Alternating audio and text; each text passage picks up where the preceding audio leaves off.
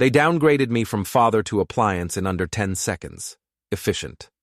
I heard Marie through the kitchen archway, her voice carrying that particular pitch women use when they're performing confidence for an audience.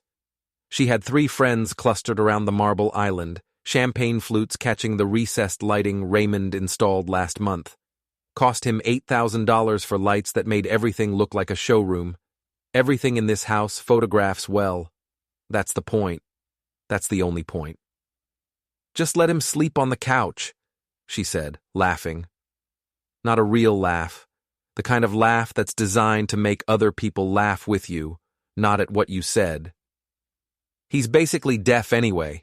I don't want him stomping around upstairs. This isn't some VA rehab center. He'll be fine down here.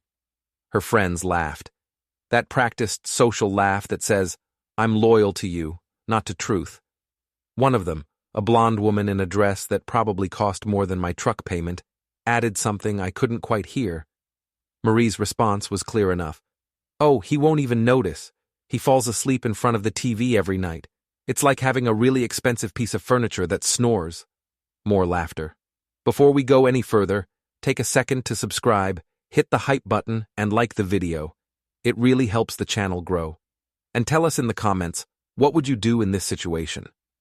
I was standing in the hallway with my jacket still on, holding a gift box containing my father's watch. The one he wore through Korea. The one with the scratched crystal and the leather band that smelled like gun oil and tobacco, even after all these years. The one I wore through 2 deployments, one to Germany when things were quiet, and one to the Gulf when they weren't. The one I'd planned to give Raymond tonight, because it was his 35th birthday, and that's what you do when you're trying to be a father. You pass things down, you give them weight and history and meaning. I didn't move. I just stood there in the dim hallway with the gift box in my hands and listened. Raymond's voice came next, quieter but not quiet enough.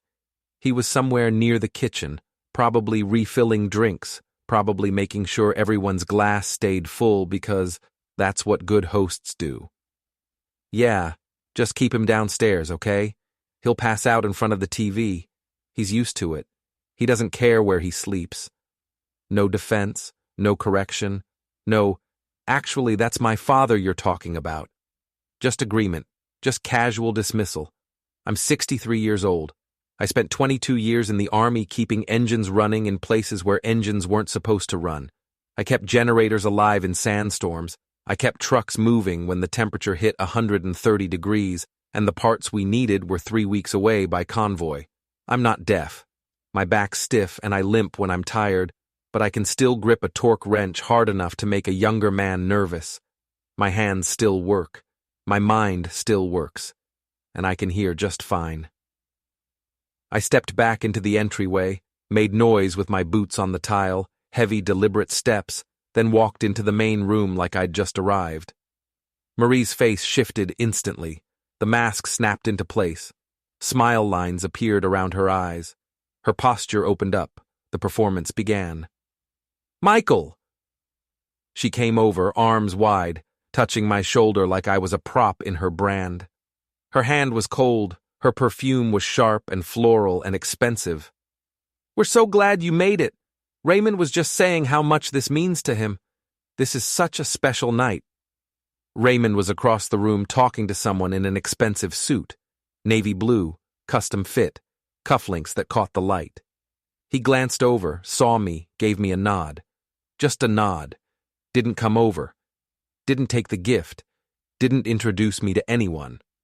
Just acknowledged my existence and went back to his conversation about market positioning and leveraged buyouts and other things that sounded impressive but meant nothing.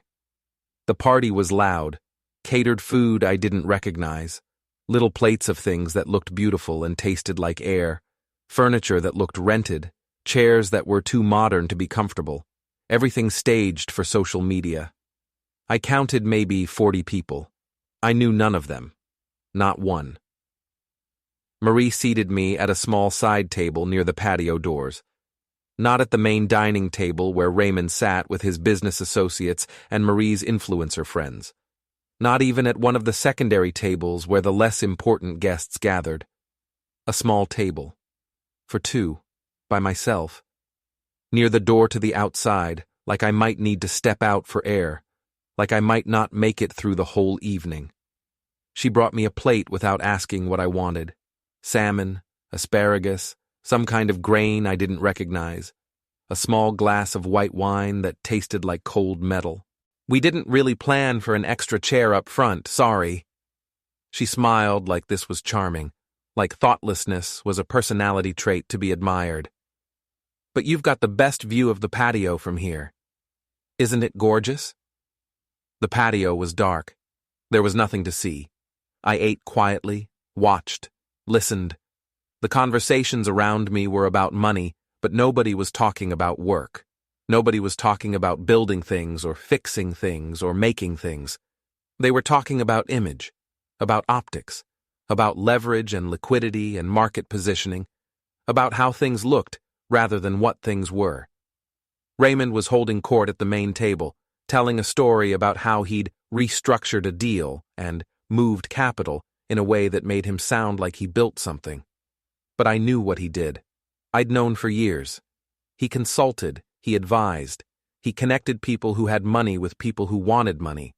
He lived on credit and appearance and the assumption that if you look successful enough, eventually you'd become successful.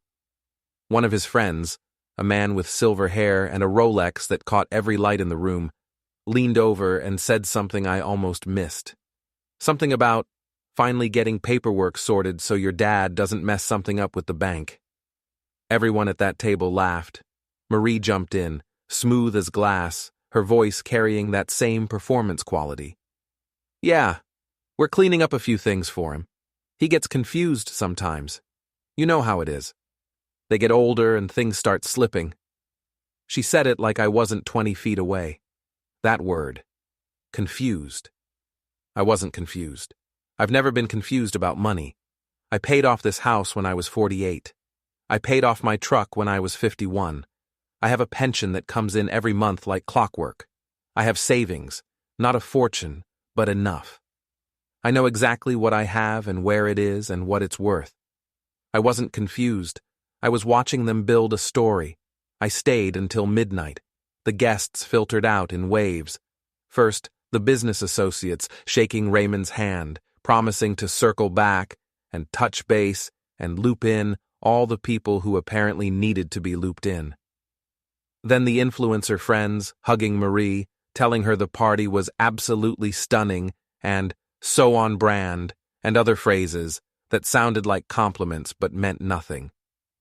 Then the stragglers, the people who stayed for one more drink, one more conversation, one more chance to be seen. The music dropped. The caterers packed up. The candles kept burning because nobody actually knew how to live in this house without staging it. Marie was in the kitchen, heels off, scrolling her phone. Her face in the blue light looked different, harder, older. The performance was over and the exhaustion showed. Raymond was upstairs. I could hear him moving around, opening drawers, closing doors. I sat on the couch, TV on, volume low. Some late-night show I wasn't watching, lights dim. I had my small notebook and a pen from my jacket pocket. I keep notebooks, always have. Started in the Army, timelines, details, observations, maintenance logs.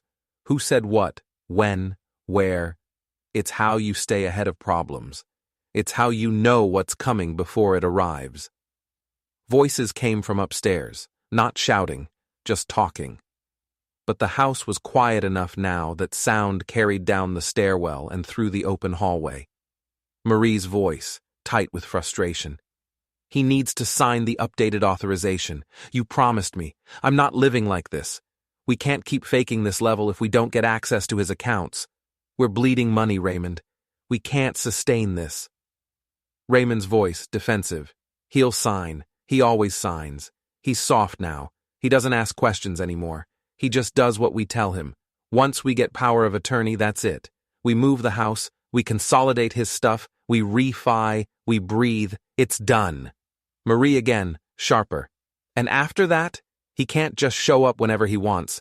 Neighbors talk. People ask questions. I'm not running a retirement home. I didn't sign up for this. Raymond. He won't be a problem. Once we have control, we can make decisions for him. We can move him somewhere. Assisted living, senior community, somewhere appropriate. I wrote it all down. Date, time, exact wording. Not paraphrasing, not summarizing, exact quotes. I didn't go upstairs, I didn't yell, I didn't confront them. I treated this like intelligence gathering, because that's what it was. They weren't trying to help me. They were trying to own me. They were trying to take everything I'd built and spent and saved over 63 years and convert it into their lifestyle, their image, their performance. I put the notebook back in my jacket pocket. I turned off the TV. The house was dark except for the candles still burning in the kitchen. I walked to the front door, opened it quietly, stepped outside into the cool night air. I didn't sleep on their couch. I got in my truck and drove home. My house is small, 1 story. Built in 1974, 1,200 square feet, 2 bedrooms, 1 bathroom, a kitchen with the original cabinets, a living room with a brick fireplace that actually works. My wife and I bought it when Raymond was 2 years old. Cost us $38,000. We thought we were rich. She passed 6 years ago. Cancer. Started in her lungs, spread to her liver, took her in 8 months. I kept the house exactly how she left it, except cleaner. I don't like clutter. I don't like mess. Everything has a place. Everything stays in its place. I made coffee at 5:30 in the morning, couldn't sleep, didn't try. I sat at the kitchen table with my notebook and a pen and the morning light coming through the window over the sink. I wasn't angry. That's important. Anger is reactive. Anger makes you sloppy. Anger makes you do things you regret later. I learned that in the army. I learned that in marriage. I learned that in life. I was something else. I was operational. Raymond and Marie wanted control of my assets. They wanted my signature on documents I wouldn't read. They wanted power of attorney so they could make decisions for me without asking me. They were building a legal framework to declare me incompetent, confused, unable to manage my own affairs. Once they had that, they could do whatever they wanted. Sell my house, drain my accounts, move me somewhere I couldn't interfere. I had a house, paid off, worth maybe $270,000 in this market, maybe more. I had savings, not a fortune, but $60,000 in a credit union and another $40,000 in bonds. I had a pension, $1,800 a month. I had a truck, paid off. I had tools, a whole shop full of them. I had reputation. I had credit. I had standing. They saw all of that as theirs. I saw it differently. I pulled out my phone and scrolled through my contacts. Names I hadn't called in months, some in years. But I knew they'd answer. I knew they'd remember. Tom Randall, former sergeant. We served together in a maintenance battalion in Germany and later in the Gulf. He ran the motor pool. I ran logistics. We kept a whole brigade's worth of vehicles running on parts that didn't exist, and fuel that came in 3 weeks late.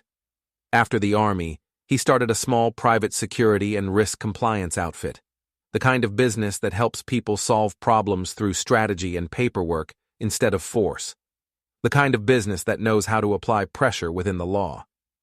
I texted him, "Need to talk. Soon. It's family." 3 minutes later, my phone rang. Michael.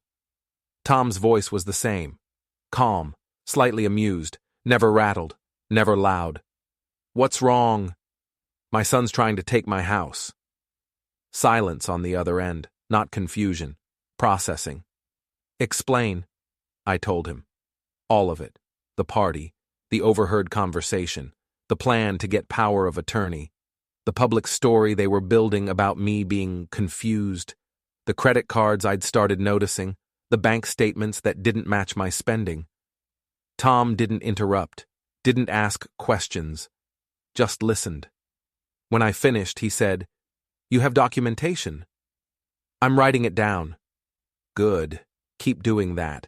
Dates, times, exact words. Don't paraphrase, don't summarize. I'm calling Rico. We'll meet you tomorrow. Your place." He hung up. I sat there with my coffee. The sun was coming up. The kitchen was quiet except for the hum of the refrigerator and the tick of the clock on the wall. The same clock my wife bought at a garage sale 30 years ago. Still worked. Still kept time. I wasn't sad. I wasn't grieving the loss of my son. Not yet. Maybe not ever. I was planning. They thought I was soft. They thought I was old. They thought I was alone. They were wrong on all 3 counts. Вибачте за непорозуміння. Я зараз розширю глави 3-9 повністю, зберігаючи глави 1, 2 та 10 без змін, щоб історія логічно продовжувалась до фінального протистояння. Tom and Rico showed up at my house the next afternoon. Tom drove a clean gray sedan. 4-door. Nothing flashy. Rico came in a work truck with contractor plates and a rack full of equipment in the bed. They both looked older than I remembered, but solid. You could still see the posture, the awareness, the way they scanned the street before getting out of their vehicles, the way they moved like men who'd spent years being ready for things to go wrong. We sat at my kitchen table. I made coffee. They didn't do small talk, didn't ask about the weather or the traffic or how I'd been. They waited. Tom opened a leather binder and clicked a pen. Start from the beginning. Everything. I laid it out. The party. The conversation I overheard upstairs. The credit cards I'd started noticing in my name that I never opened. The bank statements that showed charges I didn't make. The property appraisal notice I received last month that I never authorized. The way Marie kept suggesting I needed help organizing my finances. The way Raymond kept bringing up paperwork he needed me to sign just to make things easier. Rico leaned back in his chair. He had gray hair and a face that looked like it had spent years in the sun. They're leveraging your house. Looks like it. Tom made notes in his binder. Neat handwriting, all capitals. They try to get you to sign anything recently? Not directly, but Marie keeps mentioning it. She brought it up twice last month, once at dinner, once on the phone, said she wanted to help me simplify things. Said I shouldn't have to worry about bills and accounts at my age. She's setting the narrative. Tom tapped his pen on the table, 3 times, precise.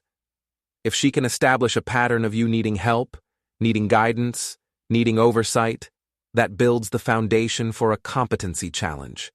Then they file for conservatorship or guardianship. Then they control everything. Your house, your accounts, your credit, your decisions. You become a legal dependent. And the worst part is, it's clean.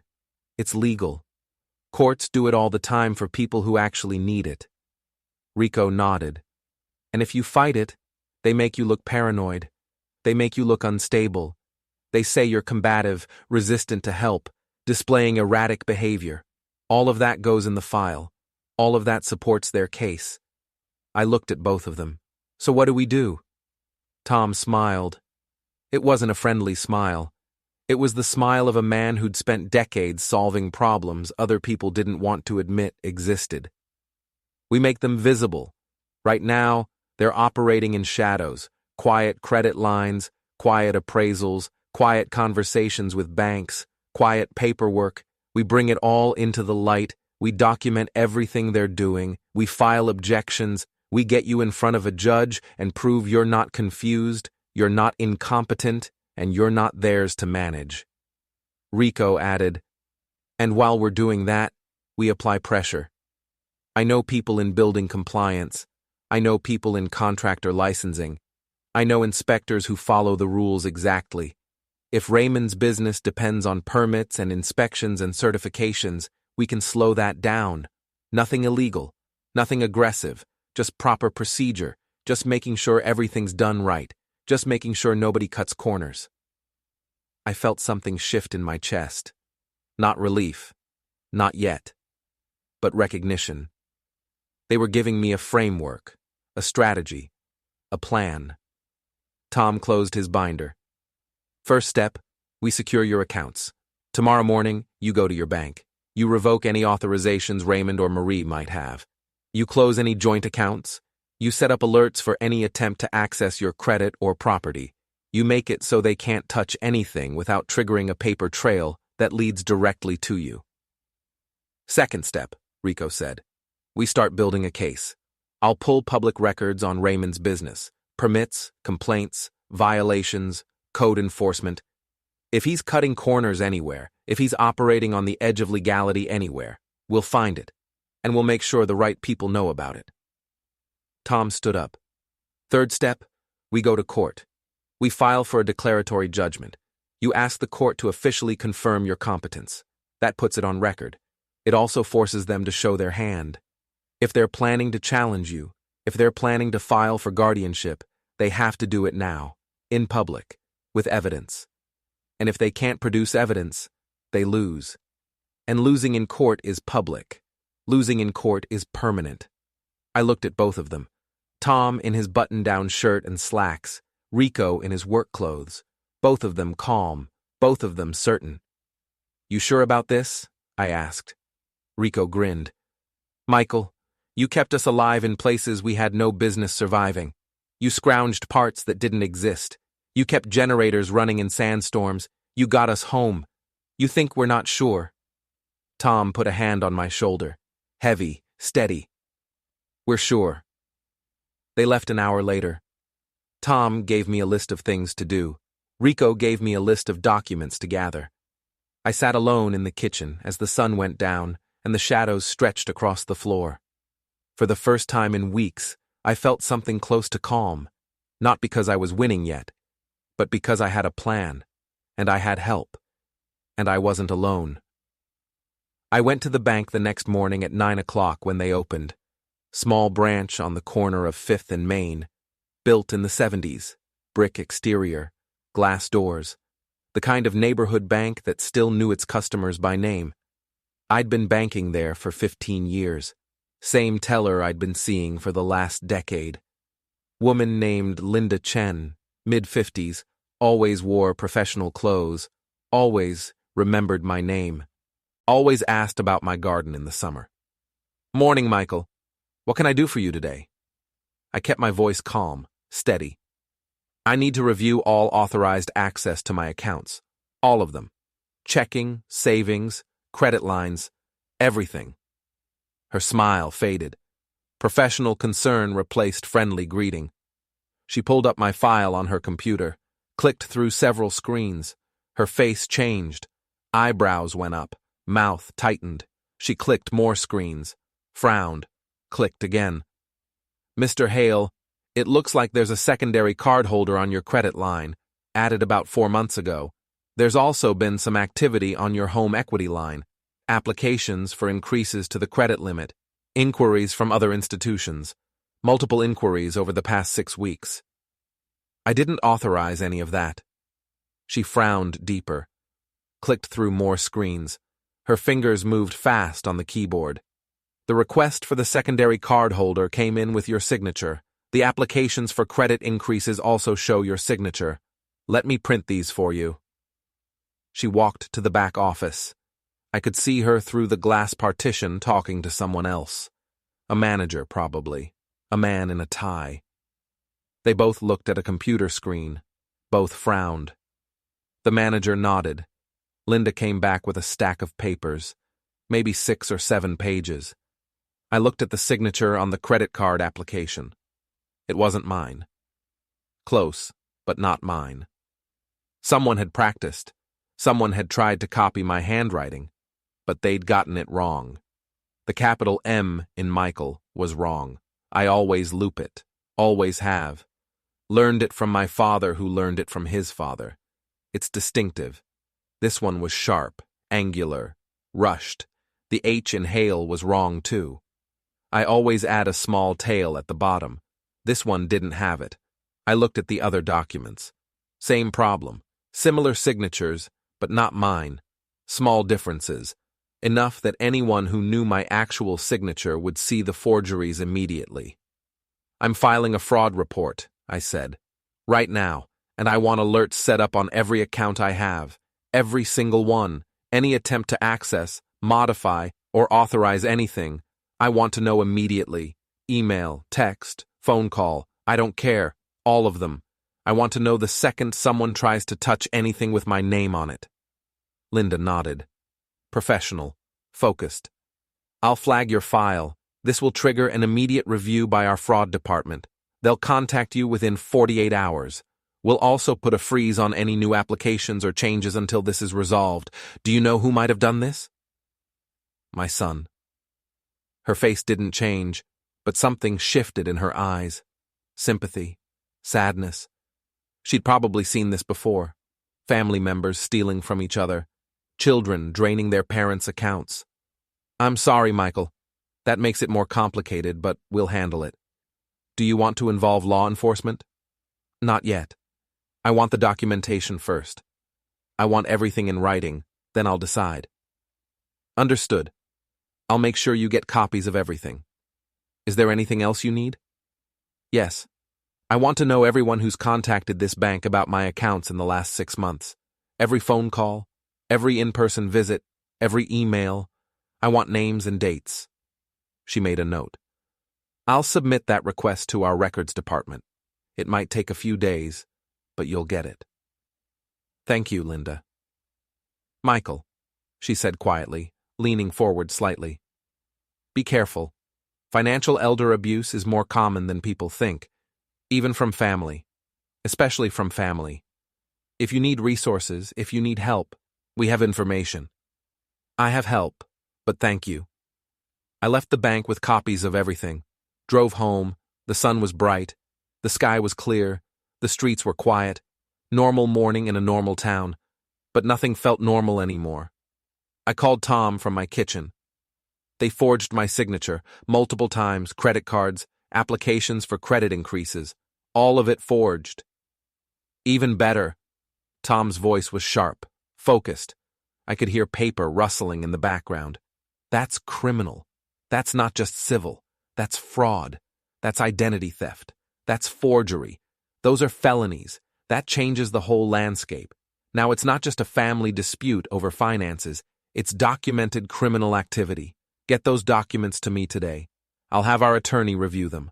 We'll include them in the court filing. This makes our case much stronger. Raymond's going to know I'm coming after him. Good. Let him know. Let him sweat. Let him make mistakes. People make mistakes when they're scared, when they're scrambling, when they realize they've been caught. That's when they get sloppy. That's when they show their real character. I hung up and sat at my kitchen table with the forged documents spread out in front of me.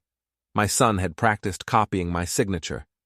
Had sat somewhere, probably at his expensive house with his expensive furniture, and practiced writing my name over and over until he thought he had it right. Then he'd used that fake signature to steal from me, to take credit in my name, to leverage my property, to build his lifestyle on my foundation without asking, without permission, without conscience. That afternoon, Rico called. His voice had that quality it always got when he'd found something useful. Satisfaction. Anticipation. I pulled permits on Raymond's business address. Took some digging, but I found his projects. He's got 3 active renovation projects going right now. 2 residential, 1 commercial. The commercial one is downtown. Big project. Old building being converted to mixed use. Retail on the ground floor. Offices above. That one's his biggest contract. Probably makes or breaks his business this year. And it failed inspection twice already. First time for electrical work. They had an unlicensed contractor doing commercial electrical installation. That's a violation. They got cited. They supposedly fixed it. Then they failed again for structural modifications. They took down a load-bearing wall without proper engineering approval. That's a major violation. That's dangerous. That could collapse. The inspector issued a warning and gave them 2 weeks to fix it. That was 10 days ago. What happens if they don't fix it? The site gets red-tagged. Work stops. Nobody's allowed on the property until it's brought up to code. The investors get nervous. The property owner gets angry. The contractors start filing liens because they're not getting paid for stopped work. The whole project can fall apart very quickly. Can you make sure the inspector comes back? Already done. He's scheduled for next Friday. I also made a few calls to some other inspectors I know. Asked them to take a close look at Raymond's other projects. Just routine checks. Just making sure everything's being done properly. Nothing personal. Just professional thoroughness. Thank you, Rico. Michael, you don't thank me for this. This is what we do. This is what we've always done. We watch each other's backs. I hung up and sat on my porch with a cup of coffee. The air was cool. The sky was clear. The neighborhood was quiet. An old man across the street was mowing his lawn. The sound of the mower carried across the street. A young couple was walking their dog, a golden retriever that pulled on the leash. Everything looked normal, peaceful, suburban, safe. But nothing was normal anymore. I wasn't gloating. I wasn't celebrating. I wasn't feeling victorious. I was just executing the plan, one step at a time, methodical, precise, unstoppable. Raymond called me 2 days later on a Thursday afternoon. I was in my shop working on a lawnmower engine when my phone rang. His name appeared on the screen. I almost didn't answer. Let it go to voicemail. Make him wait. But I wanted to hear his voice. Wanted to hear how much he knew. Wanted to assess his state of mind. I answered on the fourth ring. Yeah. His voice was tight, higher pitched than normal, stress bleeding through every word. Dad, we need to talk. Right now. This is important. About what? About the bank. They froze one of my accounts. They're saying there's a fraud investigation. They're saying it's connected to you. They're saying I used your information without authorization. They're threatening to involve law enforcement. What did you tell them? I told them the truth. What truth? What are you talking about? Did you put my name on something without asking me, Raymond? Silence on the other end. Not the silence of confusion. The silence of someone who just realized they'd been caught. The silence of someone trying to figure out how much I knew and what I could prove. It's not like that, Dad. We were just trying to help. Marie thought it would be easier if we could manage some of your expenses. You were having trouble keeping track of things. Bills were piling up. You kept losing track of due dates. We were trying to prevent you from damaging your credit. I've never missed a payment in my life. You're getting older, Dad. Things slip. Memory isn't what it used to be. We've noticed it. Marie's noticed it. We were just trying to help you avoid mistakes before they became serious problems. That's what families do. They help each other.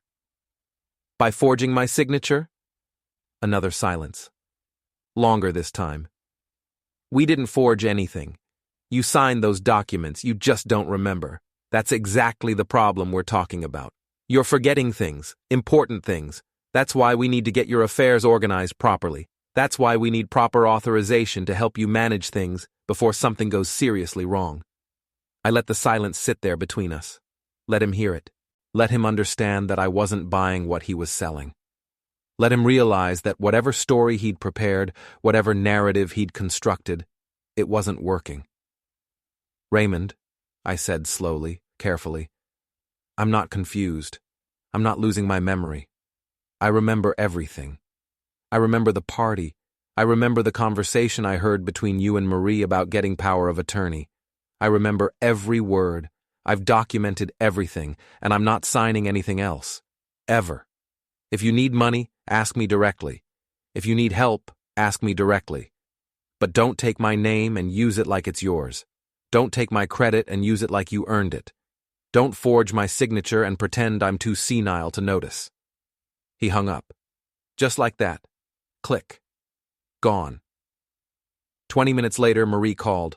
I was still in the shop, still working on the same lawn mower. Her voice was ice. All the performance was gone. All the sweetness was gone. All the carefully curated friendliness was gone. This was her real voice. Sharp, cold, angry, entitled. What are you doing, Michael? Protecting myself. From your own son? That's insane. That's paranoid.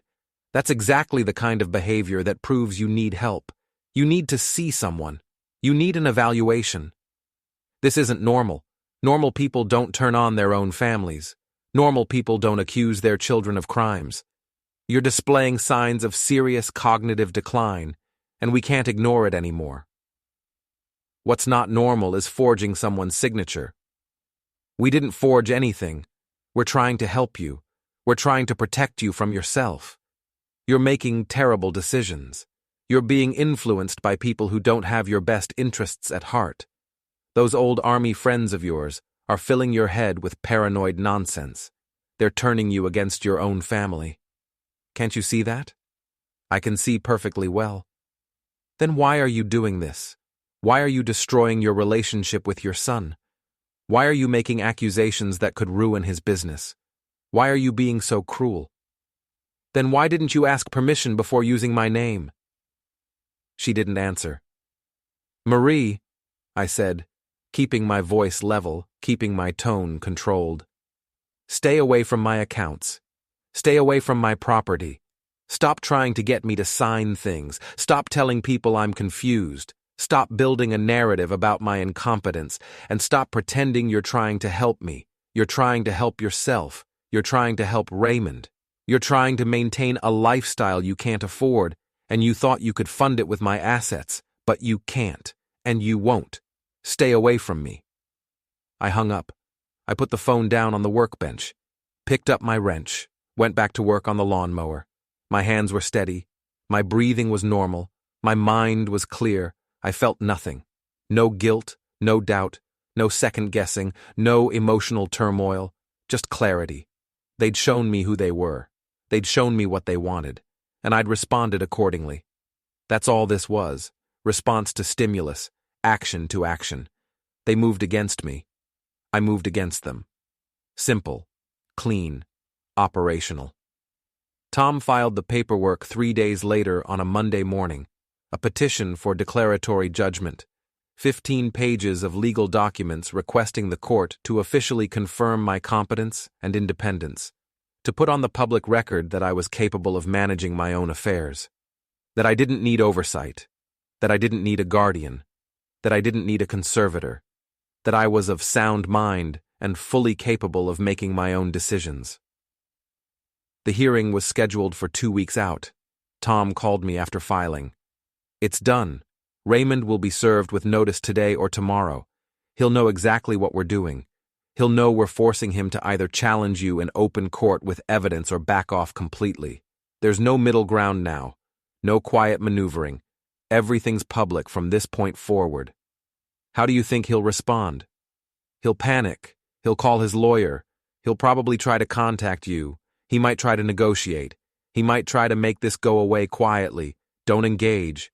Don't negotiate. Don't give him anything. Let this play out in court where we control the narrative. In the meantime, Rico's work was paying off faster than expected. He called me Tuesday afternoon. Raymond's commercial project downtown just got shut down. Complete work stoppage. The inspector came back this morning, found multiple additional violations. The electrical work still isn't up to code. The structural support they added for the wall they removed isn't adequate. And now there's a plumbing issue. Unpermitted modifications to the main sewer line. The whole site is red-tagged. Nobody's allowed on the property until everything's brought up to code and re-inspected. That could take weeks, maybe months. What does that mean for Raymond? It means his investors are going to panic. It means the property owner is going to be furious. It means the contractors who are already on site aren't getting paid for stopped work. They'll start filing liens. They'll start lawsuits. Raymond's business is probably hemorrhaging money right now. Every day that project is stopped costs him thousands of dollars. This could destroy him financially. I should have felt satisfaction. I should have felt victory. But I just felt tired. Thanks, Rico. There's more. I pulled records on his other 2 projects, both residential renovations. Both have minor violations. Nothing that would shut them down completely, but enough to cause delays, enough to cause problems, enough to make his clients unhappy. Word gets around in this business. If you're known as someone who doesn't follow code, who cuts corners, who has projects that keep failing inspection, you stop getting work. Reputation is everything. I hung up and sat on my porch, watched the street, watched people come and go, normal life continuing around me while my family fell apart. Marie tried to reach out through a mutual acquaintance 2 days later. Woman named Barbara who lived 3 houses down. She'd known both me and Raymond for years. She knocked on my door Wednesday evening. Michael, I'm sorry to bother you, but Marie called me. She's very upset. She says there's been a misunderstanding. She wants to talk to you. She wants to work things out. She says you won't return her calls. There's nothing to work out. She says Raymond is going through a very difficult time. She says his business is in trouble. She says you're making it worse. She says you're hurting your own son. He hurt himself. Michael, he's your son. Whatever happened, whatever mistakes were made, don't you think you should try to forgive? Try to work together. Family is supposed to stick together. Family is supposed to respect each other. Raymond didn't respect me. He tried to steal from me. He forged my signature. He tried to take control of everything I own. That's not family. That's predatory. Barbara looked uncomfortable. I'm just trying to help. I don't want to see your family torn apart. It's already torn apart. Raymond tore it apart when he decided I was a resource instead of a person. She left. I didn't feel bad about it. I didn't feel guilty. She didn't know what had happened. She didn't know what Raymond had done. She just saw a father refusing to talk to his son and assumed the father was being stubborn or cruel. Let her think that. Let everyone think that. The truth would come out in court. The hearing date arrived on a cold Thursday morning. I wore a clean shirt and pressed slacks, polished my shoes the night before, shaved carefully that morning. I wanted to look like what I was, a competent man who took care of himself, a man who paid attention to details, a man who was fully present and fully capable. Tom met me at the courthouse at 8:30. He was wearing a suit, dark navy blue, conservative, professional. He carried his leather binder and a briefcase. Rico was there too, standing near the entrance. He wore slacks and a button-down shirt. Both of them looked serious. Both of them looked ready. We sat in the hallway outside the courtroom on hard wooden benches. Fluorescent lights hummed overhead. The smell of old paper and floor wax hung in the air. Other people walked past. Lawyers in suits. Families waiting for hearings. Court employees carrying files. Raymond and Marie showed up 10 minutes late. Marie looked perfect, as always. Hair professionally done. Makeup flawless. Designer clothes that probably cost more than my monthly pension. Black dress. Expensive shoes. Jewelry that caught the light. She looked like she was going to a business meeting, not a court hearing. Raymond looked like he hadn't slept in days. Wrinkled shirt, dark circles under his eyes. His tie was crooked. He kept checking his phone. His hands were shaking. They didn't look at me when they arrived. Didn't acknowledge me. They sat on the opposite side of the hallway with their lawyer and waited. Their lawyer was a young man in an inexpensive suit. He looked nervous. He kept shuffling papers and whispering to Raymond. The bailiff called us in at 9 o'clock. The courtroom was small. Wood paneling on the walls, high ceiling. The judge's bench elevated above everything else, commanding the room. The judge was a woman in her 50s with sharp eyes and no patience for nonsense. Judge Patricia Morrison. I'd looked her up after Tom scheduled the hearing. 20 years on the bench, former prosecutor, reputation for being fair, thorough, and direct. She didn't tolerate lies or evasion. She didn't waste time on theatrics. We sat at tables facing the judge. Tom and I on the left, Raymond, Marie, and their lawyer on the right. The bailiff announced the case number and the purpose of the hearing. Tom stood and presented our case. He spoke clearly, methodically, without emotion. Just facts. He showed the judge copies of the forged signatures on the credit card applications. He showed the unauthorized use of my name on financial documents. He showed the attempted property lien where Raymond had tried to use my house as collateral without my knowledge or consent. He showed the bank's fraud report. He showed the pattern of behavior spanning several months, the progression from small requests to significant fraud, the clear intent to take control of my assets. The judge read everything, page by page, slowly, carefully. She made notes. She asked Tom questions, specific questions about dates and documents and timelines. Tom answered each one precisely. Then she looked at Raymond. Mr. Hale, did you open a credit account using your father's information without his explicit documented consent? Raymond hesitated. He looked at Marie. Marie stared straight ahead. Didn't help him. Didn't support him. He looked at his lawyer. His lawyer nodded slightly, telling him to answer. Your Honor, we were trying to help him manage his finances. He was having trouble keeping track of things. We were concerned about his ability to handle complex financial matters on his own. We thought we were doing the right thing. That's not what I asked you, Mr. Hale. Did you open an account in his name without his explicit permission? Yes or no? Raymond's face went red. His jaw clenched. Yes, but it was for his benefit. It wasn't for me. It was to help him. And did you forge his signature on the application? I don't think forge is the right word. He had given us permission verbally. We just needed to formalize it. He wasn't capable of handling the paperwork himself. The judge's expression hardened.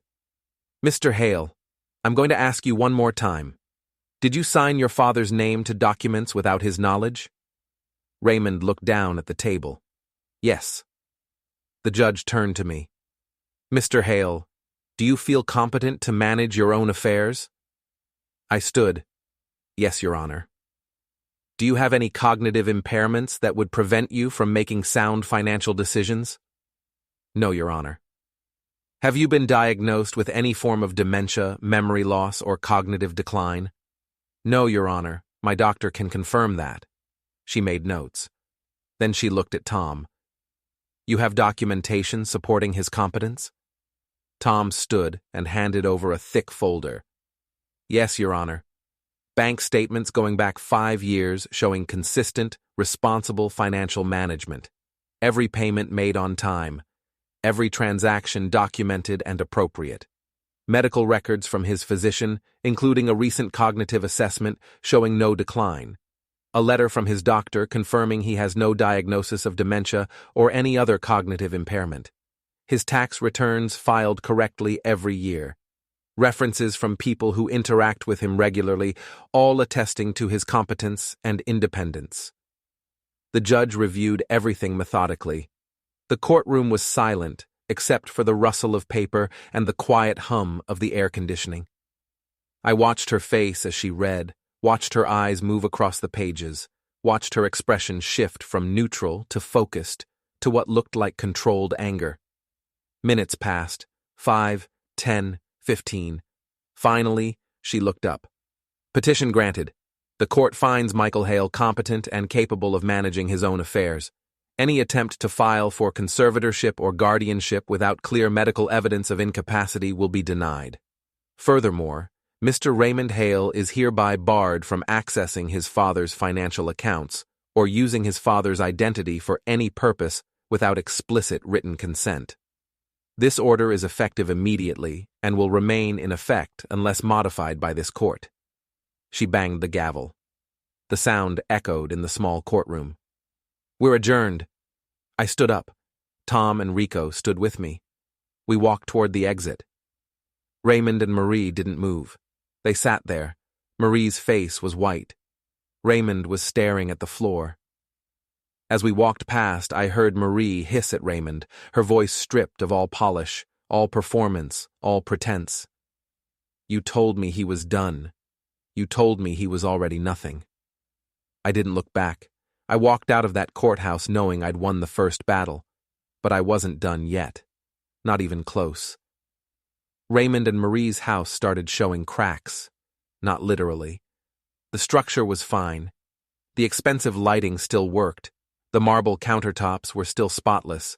But the image, the performance, the curated life they'd built on credit and appearance, and the assumption that my assets would eventually fund their lifestyle, it was collapsing. I heard through mutual acquaintances that their social media went quiet. No more posts about luxury brunches with carefully arranged plates and designer coffee cups. No more photos of newly installed furniture with price tags that made normal people wince.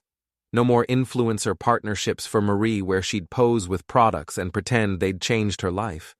No more pictures of Raymond at investor meetings looking confident and successful and like a man who had everything figured out.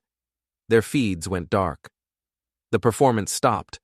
The comments on their last few posts told the story. Where have you been? Miss seeing your updates. Hope everything's okay. The kind of comments that sound supportive but are really just curiosity. People can sense weakness the way sharks sense movement in the water. They feel it the instant the polished surface begins to crack. The project that got red-tagged cost them more than money. It cost them credibility. In Raymond's world, in the world of real estate development and investment consulting and strategic partnerships, reputation is currency.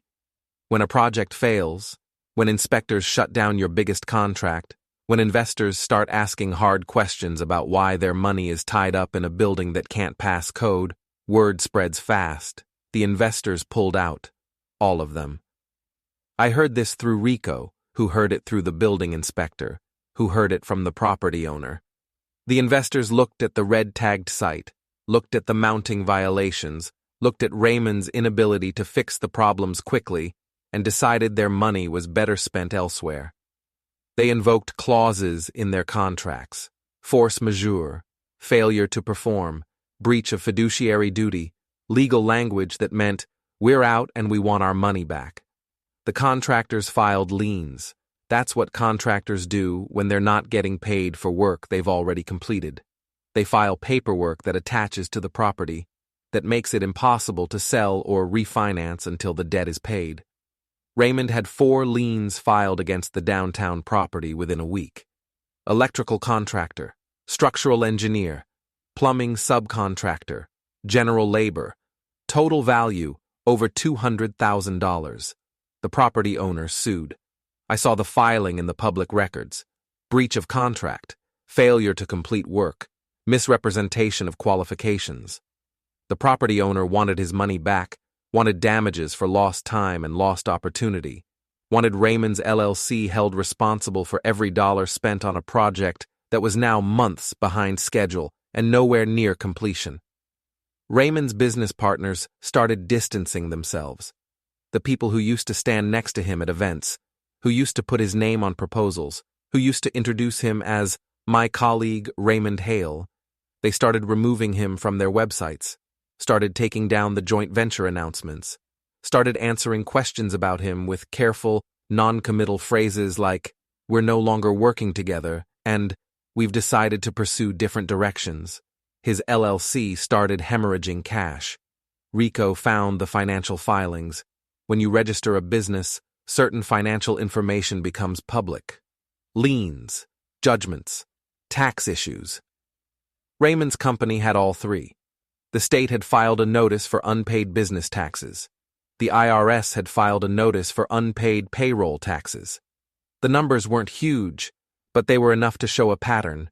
A business in trouble, a business that couldn't meet its obligations. Marie called me one more time, 3 days after the hearing. Her voice was different this time, smaller, quieter, almost human. The ice was gone, the entitlement was gone. What remained sounded like actual fear. Michael, please, we need to talk. Just talk. That's all I'm asking. No. We made mistakes. I know we did. Raymond knows we did. We were wrong. We should have asked. We should have been honest. But we're drowning here. Everything's falling apart. The business is collapsing. The house is at risk. We can't keep this up. Can we just talk? Can we work something out? No. You're his father. And he's my son. But that doesn't mean I'm his wallet. That doesn't mean I'm his safety net. That doesn't mean I owe him my life's work just because he decided to live beyond his means. We'll lose everything. You should have thought about that before you tried to take everything from me. Please, Michael, I'm begging you, just talk to him. Just hear him out. He's your son. Doesn't that mean anything? It meant everything, until he proved it meant nothing to him. I hung up. Tom called me that night. His voice had an edge I recognized, the tone he used when he'd discovered something significant. They're turning on each other. One of my contacts saw them at a lawyer's office yesterday. Separate lawyers, separate consultations, separate meetings. They're splitting? Looks like it. Marie filed paperwork for a legal separation this morning. Not divorce yet. Separation, testing the waters, protecting her assets before things get worse.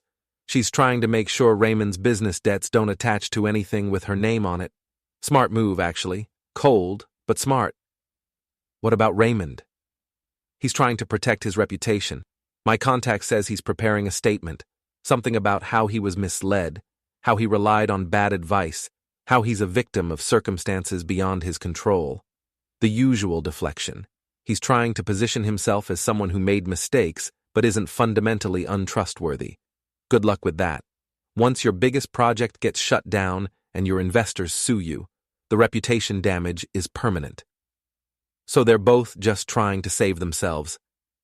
That's what happens when predators can't find prey. They eat each other. Partnerships built on exploitation fall apart the second the exploitation stops working. They weren't together because they loved each other. They were together because they thought they could build something profitable.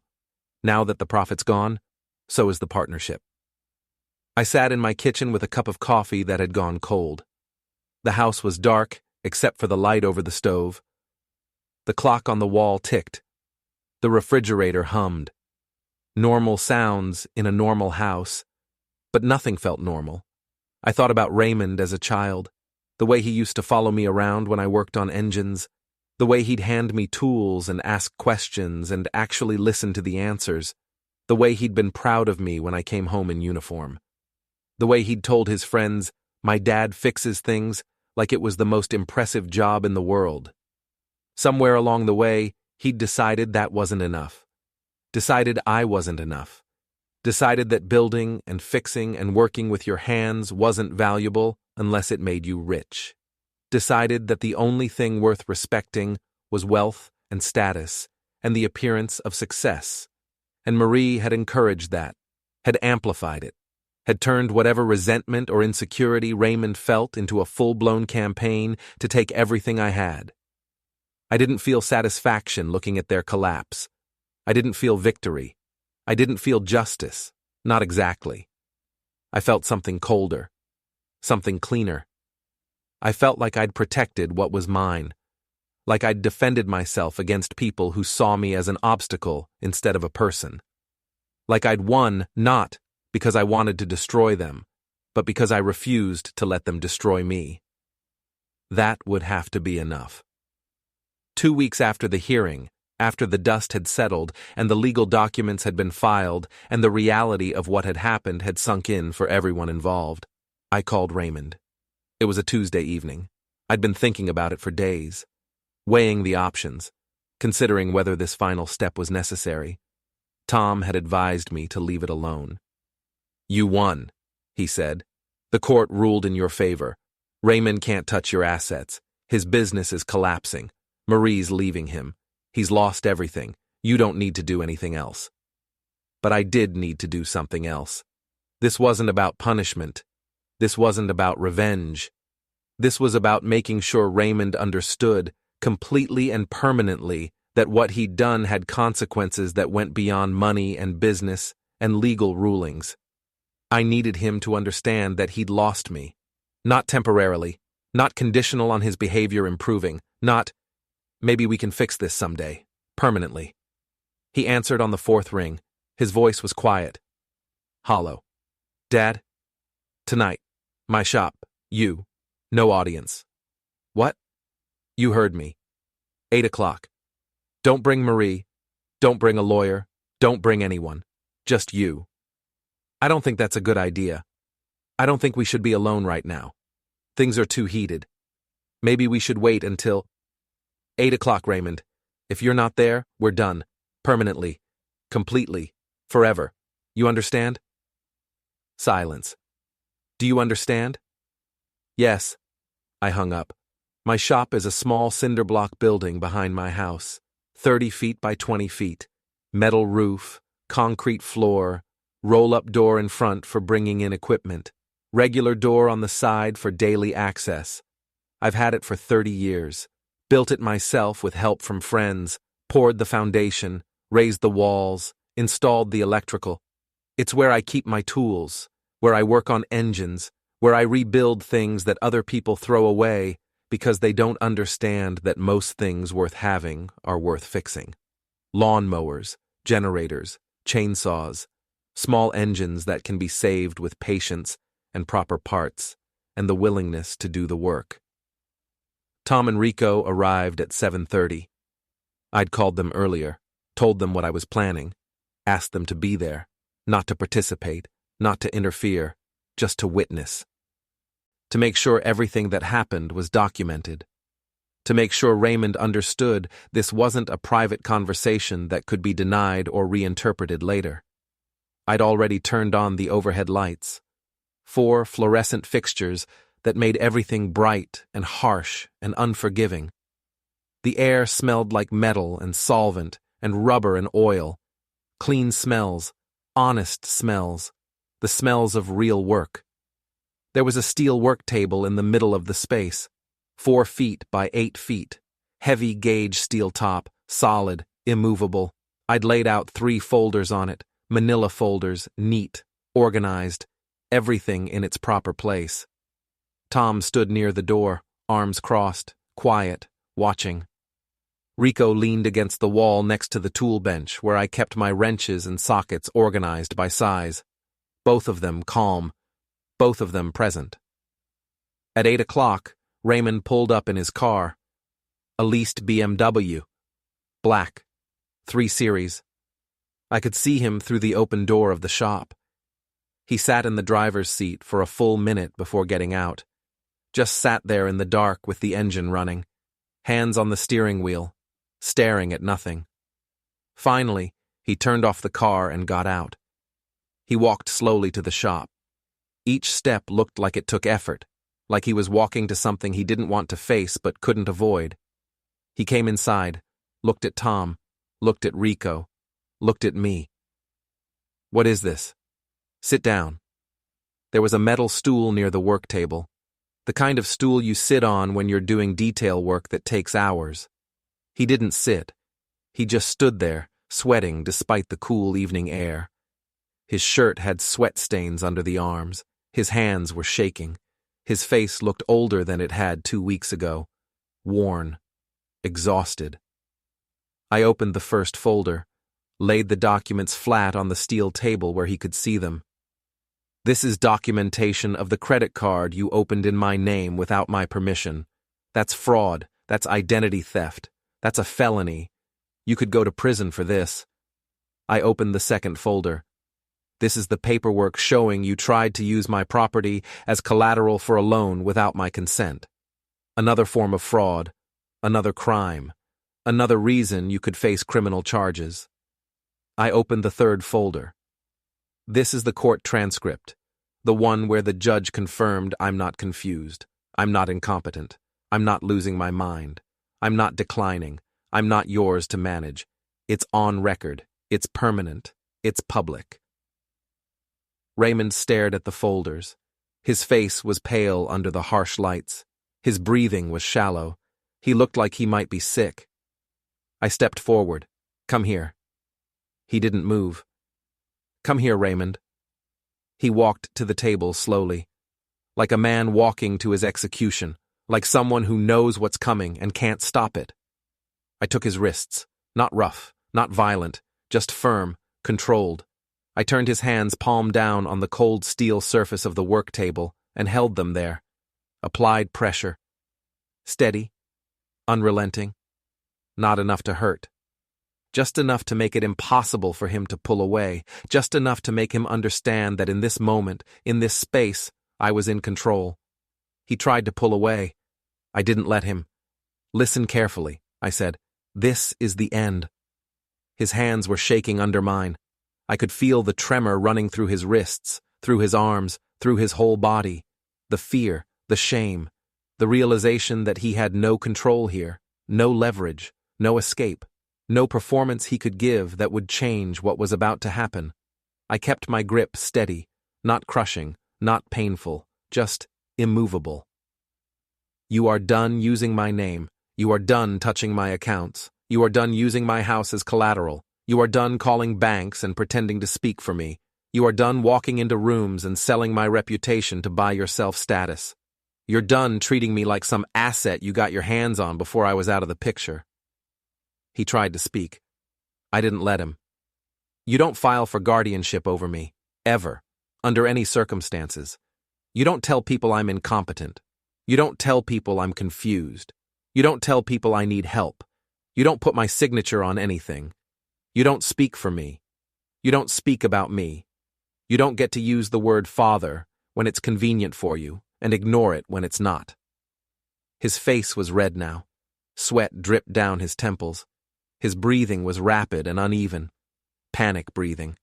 The breathing of someone who's losing control and knows it. Tom and Rico stood silent. Witnesses. Making sure this was legal. Making sure this was documented. Making sure Raymond understood this wasn't just anger. This wasn't just an emotional outburst. This was official. This was final. I leaned closer. Close enough that he had to look at me. Close enough that he couldn't avoid my eyes. Close enough that he could see exactly how serious I was. Here's how it is. And this is on the record, with witnesses, with documentation, with legal standing. I paused. Let the weight of it settle. Let him feel the full force of what I was about to say. From this moment forward, you have no claim to me, not to my property, not to my money, not to my name, not to my standing, not to my reputation, not to the story of me being your father that you cash in when you want sympathy or leverage or credibility. That story is over. That relationship is severed. You don't get to use me anymore. Raymond's voice came out broken, desperate, barely more than a whisper. Dad, please. I'm sorry. I made mistakes. I know I did.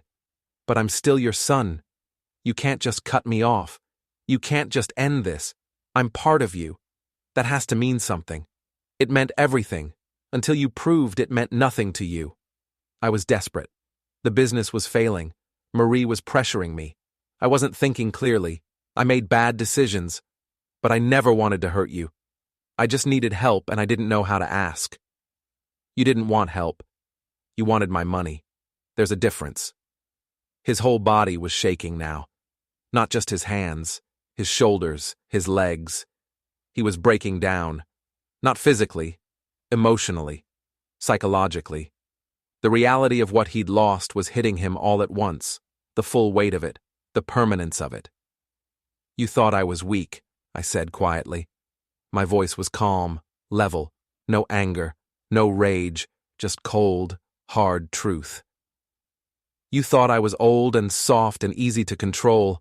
You thought you could take what you wanted and I wouldn't notice or wouldn't care or wouldn't fight back. You were wrong. I noticed everything. I documented everything. And I'm not weak. I'm not soft. I'm just patient. And you mistook patience for weakness. I pressed his hands harder against the steel. Not enough to hurt, just enough to make a point, just enough to make sure he felt it, remembered it. You and Marie made a choice. You chose to see me as a resource instead of a person. You chose to treat me like furniture, like something you owned, like something you could move around and use and dispose of when it was no longer convenient. You chose to plan my life without asking me. You chose to steal my identity and forge my signature and lie to banks and build a case for taking control of everything I own. Those were your choices, not mine. I'm just responding to what you did. His voice was barely audible now. I didn't mean for it to go this far. Marie pushed. She wanted more. She kept saying we deserved it, that you owed us, that you'd be better off if we handled things. I just went along with it. I was weak. I should have stopped her. You're still blaming her. Even now, even after everything. You're still not taking responsibility. I take responsibility, I do. This is my fault, I know that. Then say it without the excuses. Say it without the justifications.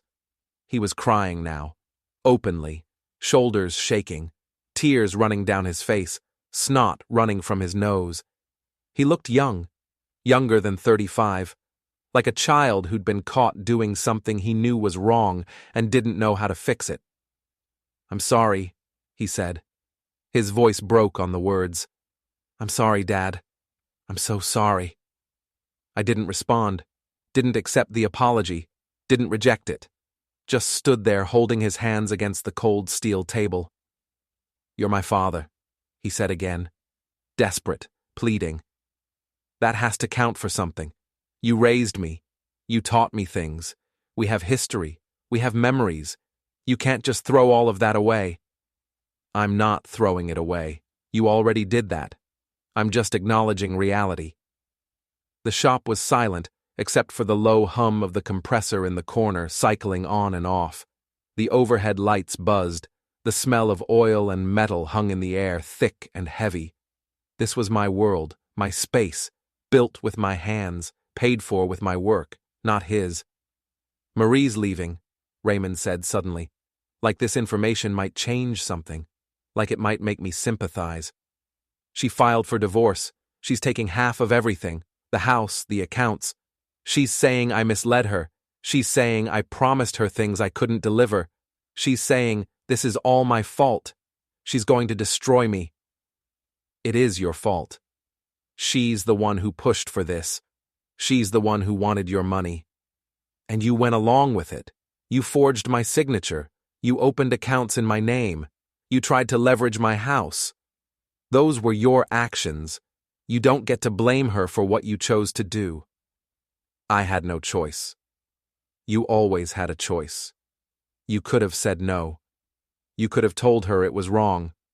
You could have asked me for help honestly instead of trying to steal from me. You made your choices. Now you live with them. He tried again to pull his hands away. I still didn't let him, not yet. Not until I'd said everything that needed to be said. Raymond, look at me. He looked up. His eyes were red. Tears streaked his face.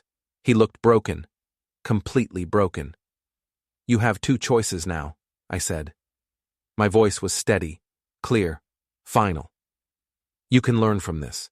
You can accept that you made terrible decisions. You can accept that you hurt me. You can accept that you tried to steal from your own father, and you got caught, and you lost everything because of it. You can rebuild your life honestly, without using me, without using anyone. You can actually work, actually build something real, actually earn what you have instead of trying to take it from other people. Or you can keep lying, keep blaming other people, keep pretending you're a victim, keep telling yourself that none of this was your fault. That's your choice. But understand this. Either way, I'm done. Either way, we're not father and son anymore. Not the way we were. Maybe not ever again. What do you want from me? I want you to understand what you did. I want you to understand why it was wrong. And I want you to never do it again to anyone. That's all. That's everything. He was crying openly now, not trying to hide it, not trying to maintain any dignity, just crying. Shoulders shaking, body trembling. No sound except his breathing and the occasional sob that he couldn't hold back. Do you understand? I asked. He nodded. Say it. His voice came out small, crushed, barely a whisper. I understand.